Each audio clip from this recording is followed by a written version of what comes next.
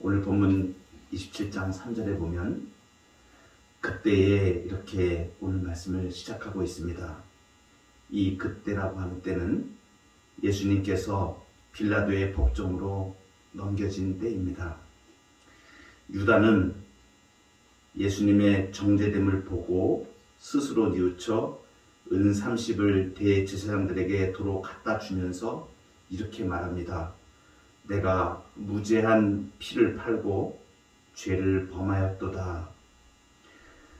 오늘 본문 27장 3절에서 유다에 대하여 말해주고 있습니다. 예수님을 은 30에 판 바로 유다, 예수님의 제자였습니다. 그런데 이가 빌라도의 법정으로 넘겨진 예수님을 보고 그랬습니다. 예수님의 정죄됨을 보았다. 이것은 예수를 팔고 난 이후에 유다가 예수님이 잡혀서 이제 대제사장에게 잡혀갔죠. 그리고 계속해서 자기가 파넘긴 이 예수가 어떻게 되는지를 조마조마하게 옆에서 지켜보았던 것입니다. 유다가 스승을 팔아넘긴 것은 돈 때문이 아니었습니다. 그것은 스승이 자신의 기대에 부합하지 않았기 때문이었습니다. 유다는 생각과 달리 종교 지도자들이 예수를 죽이려고 하는 것을 알게 되었습니다. 유다는 예수님이 그 죽음에 이를 만큼 죄인은 아니라는 것을 누구보다 더 잘 알고 있었죠. 그래서 유다는 받은 돈을 돌려주면서 상황을 되돌리려고 합니다. 오늘 본문에 나오는 27장 3절에 유다가 스스로 뉘우쳐라는 이 단어가 나옵니다. 그런데 이 단어는 원문 단어에는 메타멜로마이라는 이런 단어를 쓰고 있는데 이 단어는 그냥 단순히 후회하다라는 뜻을 가진 단어입니다. 마음속으로 진정으로 회개하는 그러한 회개하다라는 뜻을 성경에서 쓸 때는 모든 성경에서 메타노에오 이런 단어를 쓰고 있는데 이 단어가 이제 회개를 나타내는 것을 말하는 단어입니다. 그래서 의지의 변화 그리고 삶 자체의 변화까지 포함하는 진실한 회개를 나타내는 단어는 따로 있는데 오늘 본문에 유다가 지금 말씀한 대로 뉘우쳤다라고 하는 이것은 회개가 아니고 단순한 후회입니다. 내가 왜 일을 이렇게 했을까? 이런 후회를 하는 것이죠. 우리가 유다의 이 예수님을 팔 때의 마음을 어떤 마음이었을까라는 부분을 깊이 있게 우리가 생각을 해보면 돈에 대한 것은 부차적인 문제였음을 우리가 알게 됩니다.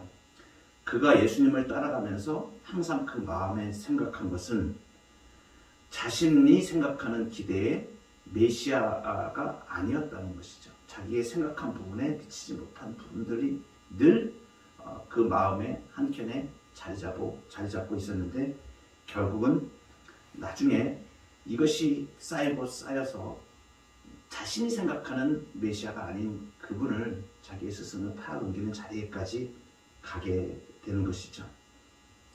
우리가 예수님을 믿는다고 생각하면서 가룟 유다 같은 모습이 없는가 하면 그렇지 않습니다. 우리에게도 예수님을 우리가 믿고 따라간다고 하면서 내가 생각한 대로 내 고집을 가지고 내 개념으로 예수님을 믿고 따를 때가 얼마나 많은가 우리는 생각을 해보게 됩니다. 아멘. 가룟 유다가 생각에 후회가 일어났습니다. 그래서 돈을 도로 갖다 주려고 돌이키지만 도저히 상황을 역전시킬 기미가 보이지 않습니다. 이미 사내들인 공의에서 예수를 정죄하고 사형을 말했죠. 도무지 자기가 후회하지만 돌이킬 수 없는 상황 앞에서 가룟 유다가 택한 것은 자기 목숨을 스스로 끊는 것이었습니다. 스스로 목숨을 끊어서 결말을 맞이합니다. 누가는 이 상황을 사도행전에서 이렇게 기록하고 있습니다. 이 사람이 불의의 삭스로 밭을 사고 후에 몸이 곤두박질하여 배가 터져 창자가 다 흘러나왔다. 이렇게 기록하고 있습니다. 예수님이 이 유다에 대해서 말씀하셨죠. 그가 차라리 태어나지 않았으면 더 나았을 것이라는 이 주님의 말씀처럼 이 유다의 종말은 비참했습니다. 마태복음에서 오늘 본문에 유다가 나오지만 우리가 어제 살펴봤던 베드로의 모습은 이 유다와 비교가 되어집니다. 베드로는 예수님이 대제사장들에게 붙잡혀가는 것을 보고 그 현장에서 도망하였습니다. 그리고 붙잡혀간 예수님이 대사장 가야바에게로 끌려갔을 때 이도 역시 멀찍이 예수를 따라 대제사장의 집 뜰에까지 가죠. 그리고 결말을 보려고 그 안에 들어가 하인들과 함께 앉습니다. 쭉 지켜보고 있는데 온 공회가 사형에 해당한다는 결정을 하고 이제 공식적으로 사형수로 몰아가면서 조롱을 시작을 합니다. 예수의 얼굴에 침 뱉으며 주먹으로 치고 어떤 사람은 손바닥으로 예수님의 얼굴을 후려칩니다. 그러면서 조롱하죠. 그리스도야, 우리에게 선지자 노릇을 하라. 너를 친 자가 누구냐? 이러면서 조롱을 합니다. 베드로는 이 무기력한 예수님의 조롱당하는 모습을 다 지켜보았습니다. 그리고서 어린 여종과 사람들 앞에서 예수님을 3번 부인하죠. 3번째 저주하며 맹세하여 나는 그 사람을 알지도 못한다. 이렇게 부인하고 나자 곧 닭이 웁니다. 예수님의 말씀에 닭 울기 전에 네가 3번 나를 부인하리라. 이 말씀이 생각나서 밖에 나가서 심히 통곡합니다. 베드로는 무엇을 생각하고 울었을까요? 무엇이 베드로를 그렇게 통곡하게 만들었을까요? 베드로는 진리를 받았지만 그것을 지킬 수 없었던 자신을 보게 된 것입니다. 베드로가 주님 앞에서 씩씩하게 고백했었습니다.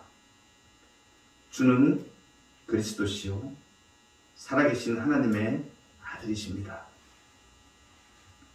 예수님께서는 이 베드로의 신앙 고백 위에 그분의 교회를 세우시겠다고 말씀하셨었죠. 베드로는 닭이 올 때에 자신에 대한 예수님의 계시의 말씀을 기억하게 되었습니다. 아멘. 거부할 수 없는 자신의 수치가 드러나자 그 말씀을 기억하고 그 말씀을 생각한 것이죠. 그리고 울었습니다. 그의 신앙 고백에는 예수의 말씀을 생각하고 울었던 그의 눈물도 포함될 것입니다. 이렇게 주님을 3번이나 부인하였지만 예수님은 그 연약함을 다 받아주셨죠. 예수 그리스도의 몸된 교회는 이 계시의 말씀을 생각하고 우는 성도들 위해 세워집니다. 예수님의 고난을 묵상하면서 이런 생각을 하게 됩니다. 베드로처럼 주님을 사랑하고 끝까지 따르겠다고 고백한 내가 아니었던가. 그렇지만 내 실상은 조그만 고난 앞에서도 몇 번이나 주님을 부인하는 자가 아닌가.